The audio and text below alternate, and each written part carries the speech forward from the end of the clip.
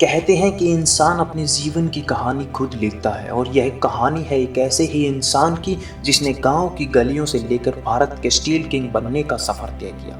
यह एक ऐसे इंसान थे जिन्होंने न सिर्फ भारत की आज़ादी के लिए काम किया बल्कि भारत की फाइनेंशियल फ्रीडम के लिए सराहनीय कदम उठाए।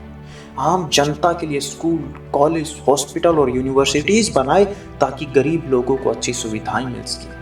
जी हाँ, हम बात कर रहे हैं ओम प्रकाश जिंदल जी की, जो कि जिंदल ग्रुप ऑफ इंडस्ट्रीज के फाउंडर हैं। इनका जन्म 7 अगस्त 1930 को हरियाणा के हिसार जिले के नलवा गांव में हुआ। इनके पिता श्री नेतराम जिंदल जी पेशे से किसान थे। शुरू से ही इनके पारिवारिक हालत अच्छे नहीं थे, लेकिन इन्होंने तो ठान लिया था कि मुझे देश की आर्थिक आज़ादी के लिए लड़ना है, क्योंकि अंग्रेजों ने जब देश को इतना ज़्यादा लूटा कि अब भारत सोने की चिड़िया नहीं रहा था। और कहते हैं कि सपूत के पैर पालने में ही दिख जाते हैं। बचपन से ही इन्हें रेसलिंग का भी बहुत शौक था, लेकिन उम्र के साथ शौक पीछे छूटते गए और व्यवसाय के क्षेत्र में ये इतना आगे बढ़ गए कि भारत के स्टील किंग बन गए। दोस्तों, जब पूरा देश आज़ादी की खुशियां मनाने में व्यस्त था, तब जिंदल जी के दिल में कुछ और ही चल रहा था। इन्हें पता था कि देश ने अंग्रेजों से आज़ादी तो पा ली, लेकिन अभी देश की फाइनेंशियल फ्रीडम हासिल करना बाकी है, क्योंकि व्यवसाय के मामले में हमारा देश बहुत पीछे था। इसलिए इनका कहना भी था कि भारत सही मायने में आज़ाद तभी होगा जब भारत फाइनेंशियल फ्रीडम हासिल करेगा और एक बार फिर से सोने की चिड़िया बनेगा। और उसी समय इन्होंने बिजनेस की दुनिया में कदम रखा।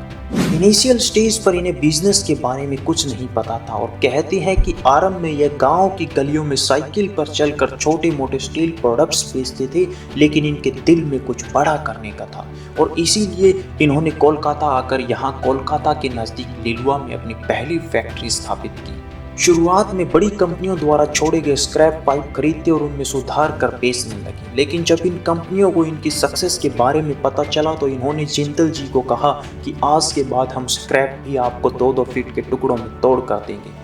इन्होंने इन कंपनियों की शर्त को मंजूर कर लिया और इसके बाद ये पाइप तो नहीं बना सकते थे, लेकिन इन्होंने सॉकेट बनाने का काम शुरू किया और इनके बनाए सॉकेट इतनी बेहतरीन क्वालिटी के थे कि इनकी मांग इतनी ज़्यादा हुई कि इनके प्रोडक्ट का मैक्सिमम एक्सपोर्ट जर्मनी जैसे देशों में होने लगा। लेकिन जब इनकी सॉकेट सक्सेस के बारे में भी इन कंपनीज को पता चला तो इन्होंने इन्हें स्क्रैप देने से भी मना कर दिया।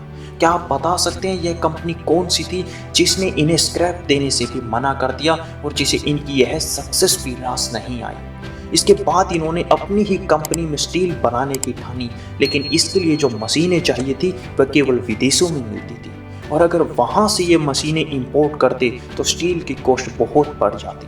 इसलिए इन्होंने इन मशीनों को भारत में ही बनाने की ठानी और छत्तीसगढ़ के रायपुर में मशीन बनाने की पहली कंपनी शुरू की। इन्होंने खुद मशीनों के डिज़ाइन बनाए और इंजीनियर्स के साथ काम करते हुए सारी मशीनें तैयार की और इसी दौरान इनकी मशीनों के प्रति समझ इतनी ज़्यादा हो चुकी थी कि यह मशीन की आवाज़ सुनकर बता देते थे कि मशीन के किस पार्ट में और कहाँ प्रॉब्लम है। और इन्होंने अपनी समझ से ही ऐसी ऐसी मशीनें बनाई कि पूरी दुनिया के इंजीनियर हैरान रह गए और कोई इंजीनियरिंग की डिग्री ना होते हुए भी इन्हें दुनिया का बेस्ट इंजीनियर कहा जाने लगा। और यहीं से शुरुआत हुई भारत के स्टील किंग बनने की और इसके बाद इन्होंने अपनी ज़िंदगी में कभी पीछे मुड़कर नहीं देखा। इनमें एक खासियत यह थी कि अपने जूनियर एम्प्लॉयज़ को हमेशा एक बात कहते थे कि कभी भी कुछ नया ट्राई करते वक्त डरो मत, क्योंकि अगर आप फेल हुए तो वह फेलियर मेरा है, लेकिन अगर आप सफल हुए तो आपकी मेहनत का परिणाम हमारी कंपनी के काम आएगा। दोस्तों, यकीनन अगर वो आज जिंदा होते तो इस दुनिया के नंबर 1 बिजनेसमैन होते। उनके आगे टाटा, अंबानी, अडानी सब फीके पड़ जाते, क्योंकि टाटा ग्रुप ही वह ग्रुप था जिसने इन्हें स्क्रैप देने से भी मना कर दिया था। आज पूरे देश और दुनिया में इनकी फैक्ट्रियां हैं। इनके प्रोडक्ट की मांग ना सिर्फ भारत में बल्कि आज पूरी दुनिया में है, क्योंकि आज भी इनकी कंपनी के बनाए स्टील प्रोडक्ट्स की क्वालिटी पूरी दुनिया में सबसे बेहतर है। समाज सेवा में भी इन्होंने बहुत योगदान दिया, लेकिन दोस्तों इसी दौरान एक हेलीकॉप्टर क्रैश में इनकी डेथ हो गई और देश ने एक ऐसा नायाब हीरा खो दिया जो सदियों में एक ही बार पैदा होता है। दोस्तों, इन पर एक जीवनी भी लिखी गई है जिसका नाम है the man who talked to machine. यही एक ऐसे इंसान थे जिन्हें देश कभी भूल नहीं पाया।